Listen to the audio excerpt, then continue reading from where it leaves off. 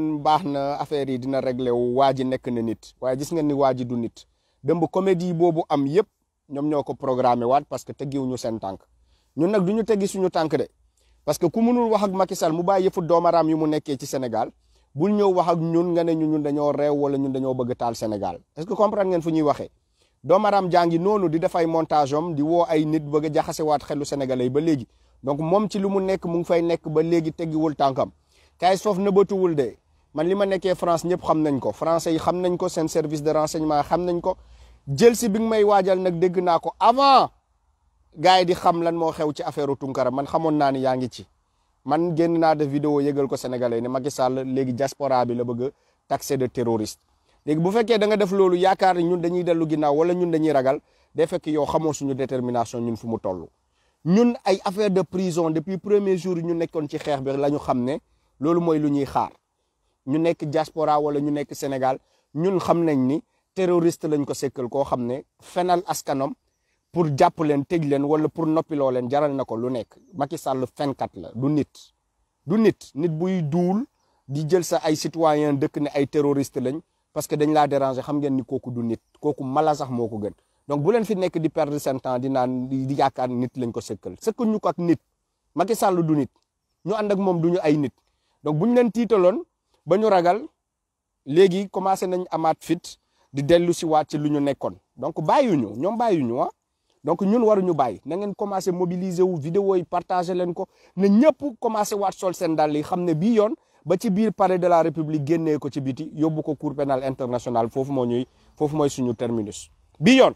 bu ñu jógaatee du am kenn ki nga xamante ni dina fi wax ba nit ñi toog parce que ñun Macky Sall dañ koy jëlee palais waa ji du nit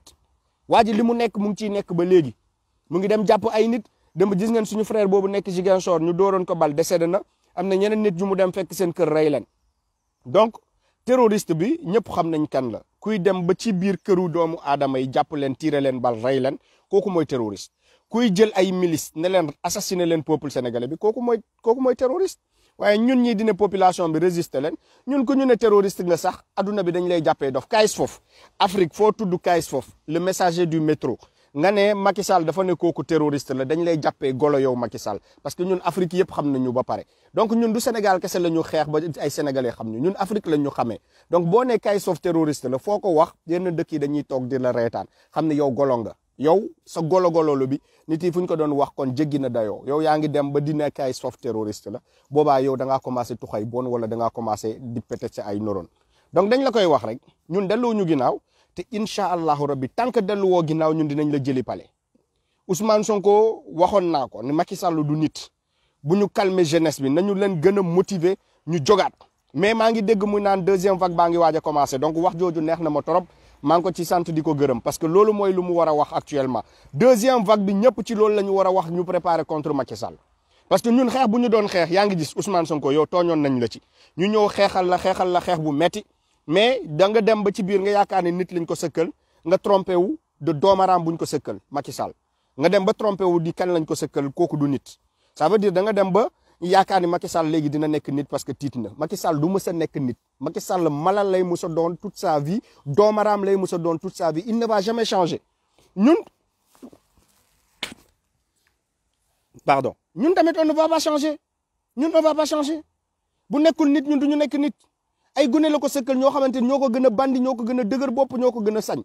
donc Macky Sall lu mu sañ ñun sañ nañ ko 10 000 luñ sañ 50 ñun sañ nañ ko 50 000 donc ñu nag moom bëggee ji faire amul problème ñu ngi ko sëkkal di nga ko xam yow fii nga toog di sosal Abdoulaye Wade musul ne terroriste nga ngeen di fay ay nit yi nekkoon ci diaspora bi ñuy yàq dero Abdoulaye Wade musul ne ñooñu ay terroriste lañ mais yow tapet nga prip nga ne gars yi ay terroriste lañ Kayz Fof terroriste la Ousmane Tounkara terroriste la Assane Diouf terroriste yow dinañ Dakar sa ndey bu baax di nga xam ne ñun lu ñu nekk nii ñun ragaluñu la ci tu vas comprendre jëlal police française jëlal Macron nga woo ko ci suuf ne ko envoyé ma booy bi amul benn problème ñun lu ñuy def dañ koy assumer jusqu'au bout yaa ngi comprendre donc rey nga ñu nga bëgg ñun dinañ la njëkk fekk balaa yow nga ñuy rey incha allah dinañ la fekk palais balaa nga ñuy rey parce que Macky Sall dinaa leen expliquer benn affaire de lu mu bëgg du tëj Ousmane Tounkara du tëj Kayz Fof du tëj keneen ak keneen daf ñoo bëgg a rey Macky Sall dafa bëgg a rey activiste yi yëpp ba ñu jeex boo leen seetaanee Guy Marius Sagna Macky Sall da koy assassiner prison lu leer laa leen di expliquer il a l'habitude d'assassiner des gens ce n'est pas la première fois ni la deuxième fois Macky Sall assassiné ay nit Bruno Diatta nekk ci biir palais bi Macky Sall moo ko assassiné Cheikh Béthio bu mu nekkoon prison Macky Sall dafa empoisonné mur yi pour Cheikh Béthio nooy ko mu dee parce que moom moo prévenir Khalifa Sall ni Macky Sall dafa doon waaj a empoisonné Khalifa Sall donc Cheikh Béthio moo prévenir ndaw si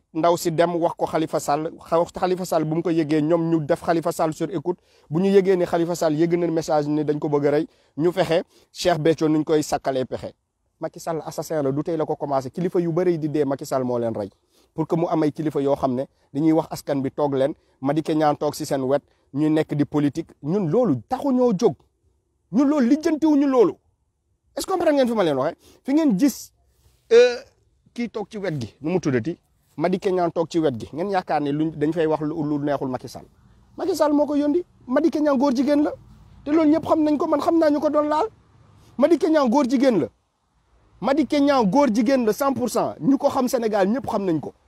Madické Niang nekkoon góor jigéen amul kenn ku mu jaaxal góor jigéen la mais foo leen gis Madické Niang toog ci wet gi ngeen yaakaar ne foofu lan lañ fay waxee mais lu jëm ci Macky Sall kese lañ fay wax donc sama gars yi mobiliser wu leen gars yi yaakaar ni Macky Sall daf ñu envoyé ay kilifa loolu moo calmer affaire yi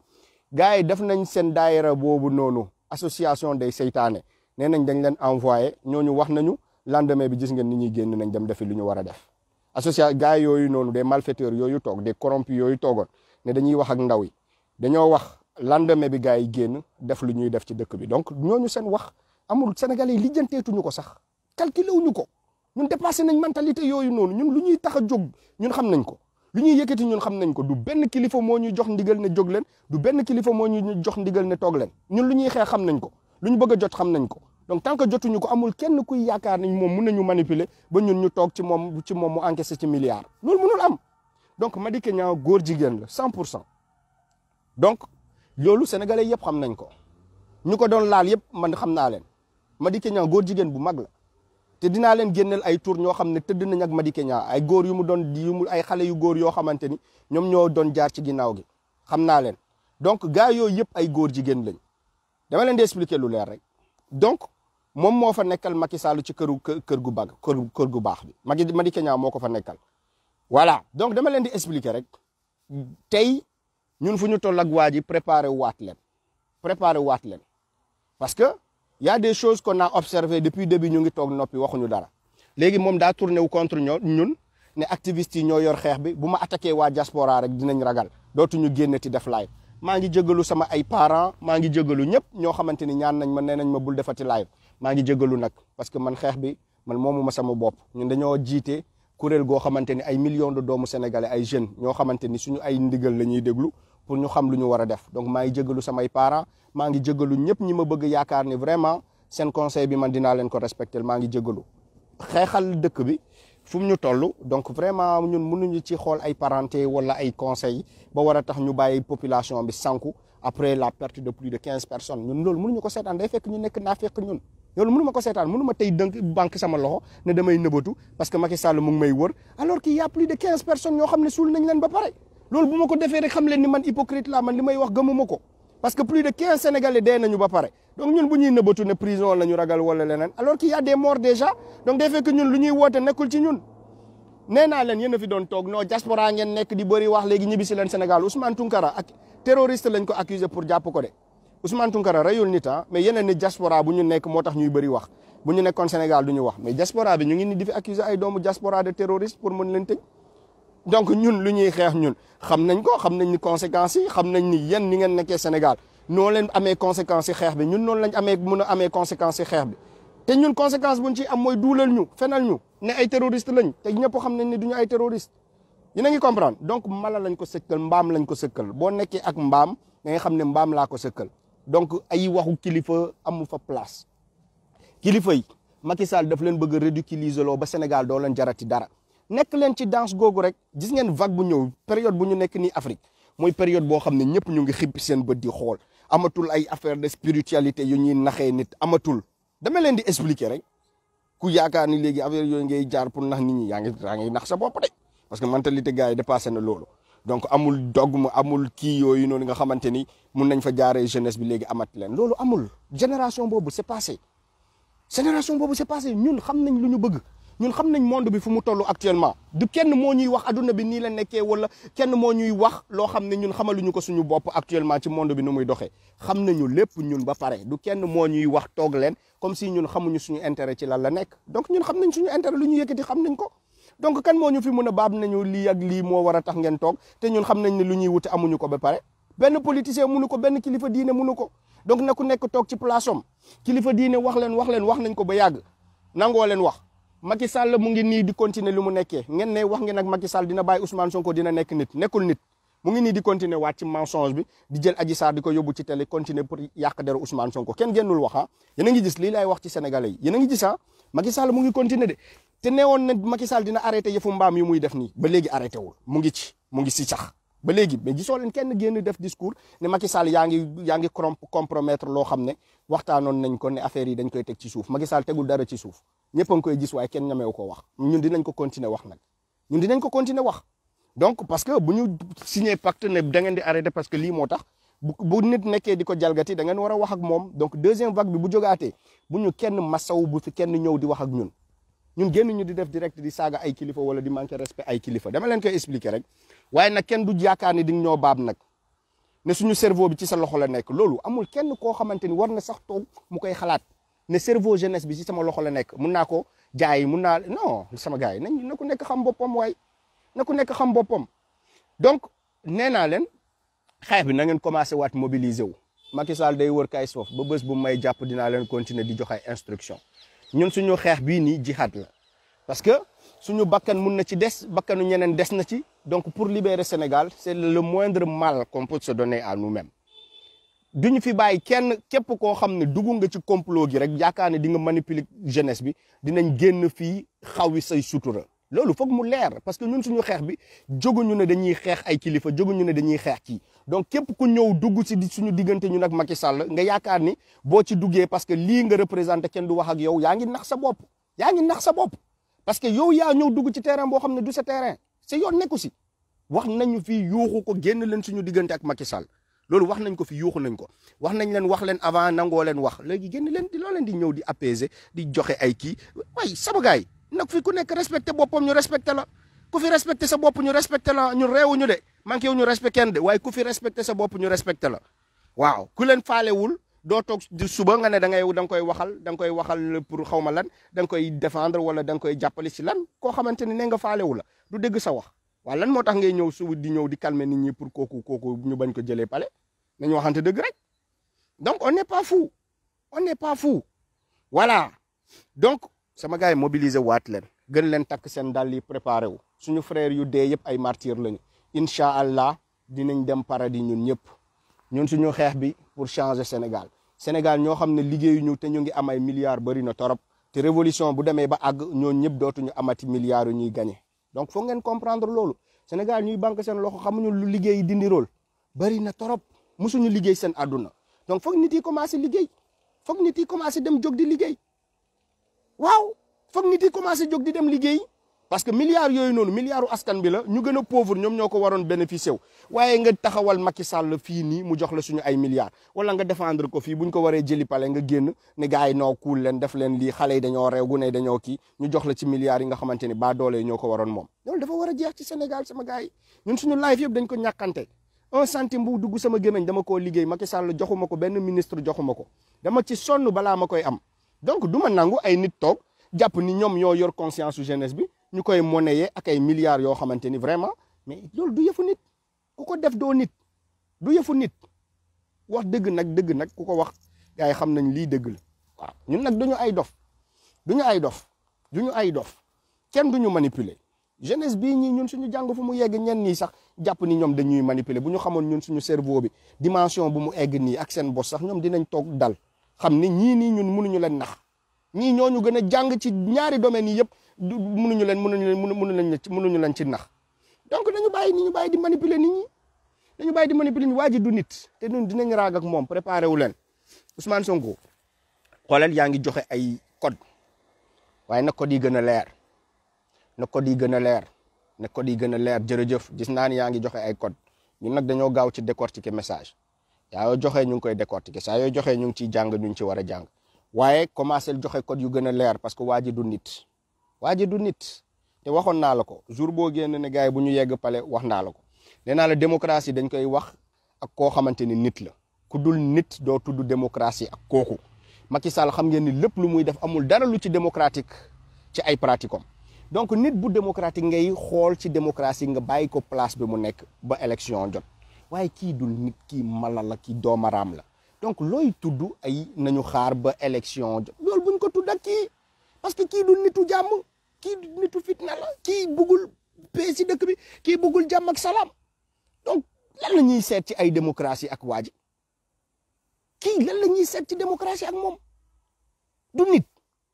ci nit la ñuy xoolee affaire de démocratie mais ku dul nit amul démocratie bu ñuy seet ba di la bàyyi ci sa place donc ay waxu démocratie ñun dépassé nañ ko bu ñu demee ba wàcc ci tali bi commencé xeex xam ngeen ni ñun ay waxu démocratie dépassé nañ ko dama doon wax di def live dina Sénégalais yi dem leen jëli Macky Sall palais gars yi dañ ma doon ne Kayz est-ce que yow dofoo waaye bii yoon Sénégalais yi ñoo jóg ne Kayz dañ koy dem jëlee palais ma ne ah sama peuple bi comprendre ngeen ma léegi man ak yéen mun nañu waxtaan mun nañu comprendre ante parce que jamono yu ma doon wax da ngeen jàpp ni damaa dofoon waaye léegi gisal ngeen seen bopp lu xew kon yéen a may ne non palais lañ jëm ma ne gars yi est-ce que pare ñu ne ma palais lañ jëm waa ji à deux doigts ñu fuutar leen door ñu Maître El Hadji Diouf dañ leen doon woo ci télé ñu naan non dañuy taal sama kër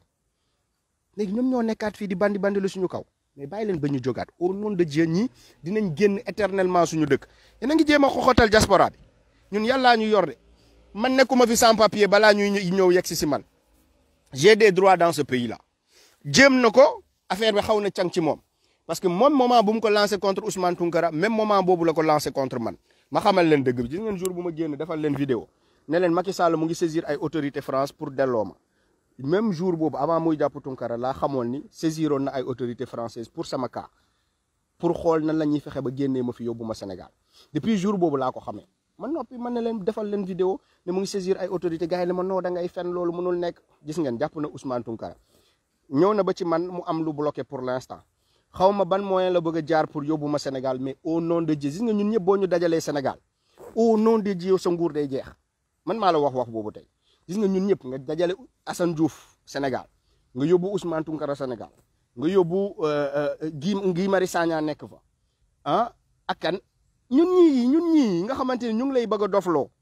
ñun ñëpp nga dajale ñu ci prison Sénégal au nom de Dieu tremblement de terre mooy am Sénégal yoo xam nga bu baax fu may waxee xam nga ni ñu la tere nelaw du ay politiciens ñun la ñun ñëpp boo ñu dajale ci benn prison ba nga génnee ñu yow da ngay génn Sénégal au nom de Dieu da ngay génn Sénégal ñun suñu ñëw Sénégal arrangé wu la de da ngay dof-dofalu di tuxkatu di jaay tuxkatu boon fi suñu ñibbi Sénégal arrangé wu la parce que bu ñu ñibbee Sénégal fa la ñuy gën a soulever population bi parce que actuellement population bi ci ay médias la ñu mën a gisee mais ñun suñu yeggee Sénégal nga xam ne lépp dëgg la parce que di ñu tëj boo ñu reyul nga génnee ñu moom mooy yow pare nga ci Sénégal di ñu tëj de pendant un moment ne tëj naa leen 3 ans 2 ans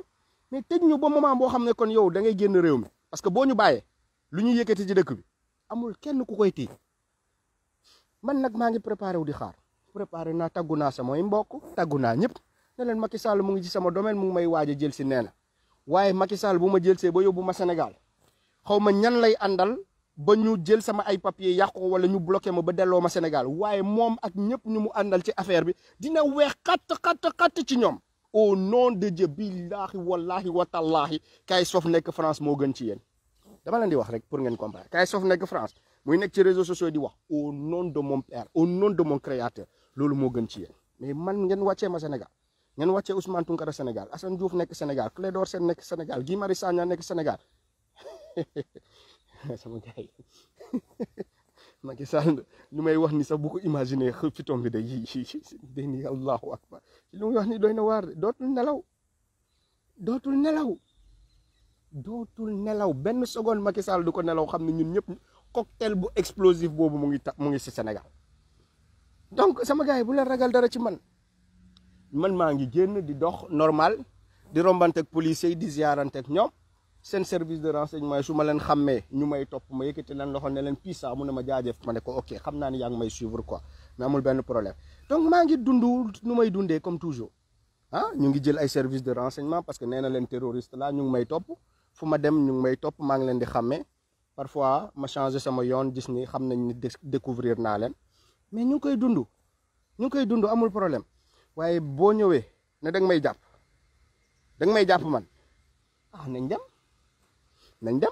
da ngeen di bandilu au nom de Dieu vous allez regretter ça fort li ngeen di def ni Ousmane Tounkara sax di ngeen ko regretter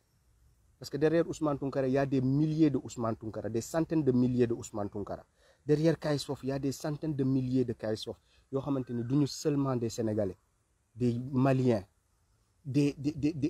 Guinéens des Ivoiriens des Camerounais ñëpp bu ñu déggee bu ñu xasee ba dégg Kayz-Fof la ñu jàpp pour lan terrorisme Macky Sall daa commencé tox bool au nom de Dieu ils vont dire ce gars-là il a fumé chanvre mais sama gars yi comme ni ma leen ko waxee rek ñun ragaluñu liñ bu ñuy dugg ci xeex bi xam nañ ni lii yëpp dina ci am moo tax jël naa samay disposition dem naa ci ay organisation internationale yu nekk France fii nii jéem naa main courante def naa lépp loo xamante ni dara lu ma fi dal xam nañ ni kii ak kii la man doxuma nii comme dof nekkuma ingénieur parce que dara nekkul ci sama bopp comprendre ngeen xam naa lu justice di fonctionner xam naa luy droit lu may wax fan la limite nekk lan mooy limite loo warul dépasser xam naa ko bu ma waxee man la neex ma wax lu ma wax waaye du question de damaa xamul conséquences yi wala damaa xamul lu ci mën a découler moo tax ma wax li may def yëpp maa ko tey donc bu leen ragal ci sama côté mu ngi koy jéem mais réussir agul ni ñu continuer nañ dem rek ñun ñu ngi continuer ci contre yow tu crois que Kayz-Fof dootul génn ti def direct ne Sénégalais mobilisé wu leen pour génn n'est-ce pas parce que yaa ngi ak autorité française yi di xool ni ngi may delloowee pour yow dootuma génnati wax ak yow parce que parents yi dinañ tiit ñëpp dinañ tiit nañ ne kon kii dootul génnati waaw dinañ ko téye mais tu es fou boo fexee ba construire suñu équipe bi Sénégal ñun ñëpp ñu daje prison billahi bu ñu génnee prison lu ñuy préparer contre yow dara mënu ko téye ñun ñëpp nga dajale ñu prison yóbbu ñu Sébikotane wala yóbbu ñu feneen nga ne dañ ñuy torturer ñun ñëpp ñu daje foofu di waxtaan suñu biir Macky Sall bu ñu génnee au nom de Dieu un seul jour de plus toi tu ne vas pas le vivre au Sénégal dañ lay génnee Sénégal yóbbu la beneen dëkk comme ni ñu def Blaise Compaoré seen xaritu traître ba loolu moo lay xaar bu boobaa mais en attendant sama gars yi continuer leen mobilisation bu leen ragal ci suñu kaa ñun ñu ngi ak yàlla ku nekk ak yàlla nee naa leen doo ragal nit ku ragal yàlla mais yàlla mooy suprême moo nekk ci kaw boo ragalee yàlla ba pare est-ce que mun nga ragal doomu aadama munoo ragal yàlla ba pare boole ci ragal doomu aadama kon yow gëmoo ragaloo yàlla parce que yàlla nee na ragal leen ma man mooy kum fayakun moom moo mun lépp day ne kun fayakun day ne kun waay day ne na nekk mu nekk boo leen ragalee kooku ba pare loo leen ci boole ragal doomu aadama heure boo war a dund bind na ko bu ne tey la Kayz-Fof di dee damay dox force damay dee donc pourquoi vous êtes là à calculer des choses qui ne sont pas arrivées dund leen seen dund gëm yàlla ci lii lañ koy xamee ku am nuñ koy waxee iman al iman ku am iman mooy la foi en arabe ku am al iman ku am foi ci genre épreuve yi lañ koy xamee ndax dina tiit ndax dina dof ndax dina jaxasoo wala dina continuer ci li mu nekk al iman foi ci lii lañ koy xamee ci épreuve yi nii nga continuer am sa foi continuer garder sa dignité continuer rester qui tu as toujours été waaye ñun iman boobu mu ngi ci ñun sa waay bu leen ragal donc sama gars yi commencé leen mobiliser wu Ousmane Sonko na wax yi commencé gën a leer na wax yi gën a leer waaw na wax yi gën a leer ñun ñu mobiliser wu voilà na wax yi gën a leer ñun dinañu ko mobiliser waa troupe yaa ngi fi donc mosu ñoo bàyyi yaa ngi comprendre gars yi mosu ñoo bàyyi ñu ngi mobiliser wu ba léegi donc boo leen ma gisul ci Facebook bi nii rek dee leen xool ci YouTube bi di ngeen ma gis ci YouTube bi boo leen tapé Kayz-Fof TV waaw parce que samay Facebook ñu ngi koy censurer pour di gën a wàññi doomu aadama yu ma mën a gis wala ñu ma mën a dégg moom yemul ci jëm ñu tiital nii ci kaw de ci suuf mu ngi def lu gën a bon sama page yëpp la attaqué restreindre sama page yëpp moo tax bu ma nekkee YouTube ngeen gis ay presque 2000 personnes di ñu xool en direct bu ma nekkee Facebook mu nekk ay 500 personnes 600 personnes c'est parce que Facebook dañuy am possibilité nu ñuy restreindre doole live bi donc dem leen YouTube ngeen tapé Kayz-Fof TV bu ñu fa nekkee di ngeen gis ñëpp dinañ am accès di ko xool mais contrairement à Facebook moo tax parfois may dem ci YouTube ba parce que foofu la wax ji di gën a demee que ci Facebook bi du leneen parce que fii nii am nañ possibilité restreindre ma mais fële amuñu possibilité restreindre ma foofu c'est plus ouvert c'est plus libre que Facebook donc jërëjëf sama gars yi al iman bu leen ko fàtte yàlla loolu la ñu sant voilà iman am leen foi gëm leen yàlla rek foi une foi inébranlable en votre créateur ni quoi qu'il arrive difficulté boo mënti nekk si lu lay tax a jóg est sincère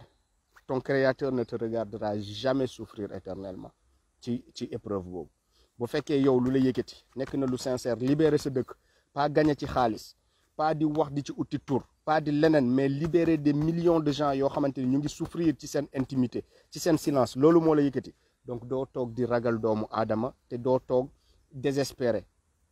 ne désespérez jamais de la miséricorde d'Allah bu leen mës a toog ngeen désespéré ci miséricorde yàlla ni yàlla dina leen feeñ yàlla dina leen jàppale bu leen ci mës a désespéré donc yàlla dafa wax ak ngeen ba pare boo xamee yooyu yum la wax mais da ngay sourire épreuve bu ñëw da nga koy encaisser ak sourire ah moment yu nit yi di jooy yow da ngay reytaan gars yi naan est-ce que kii wér na est-ce que kii liggéeyuñu ko gars yi foofu ñu ngi koy waaj a jël si France mu ngi toog di def direct di fi wax ay imaan di fi reetaan est-ce que kii liggéeyuñu ko kenn liggéeyuma imaan bi rek moo fees si man xam ne lu yàlla dogal loolu mooy am sama destin bu dee dafa bind ni suba retrouver wu Sénégal la ci bind mais suba damay retrouver wu Sénégal ni bu dekkee mission bi Sénégal laa ko war a accomplir mais yàlla daf may yóbbu ba Sénégal ne ma sa mission fii nga ko waroon accomplir France foofu noonu mënoon nga ko commencer mais fii nii nga koy accomplir c'est ça qui est la vérité donc sama gars yi maa ngi leen di sant Birama maa ngi lay sant yéen ñëpp ñu fi nekk di ko partager bu baax ah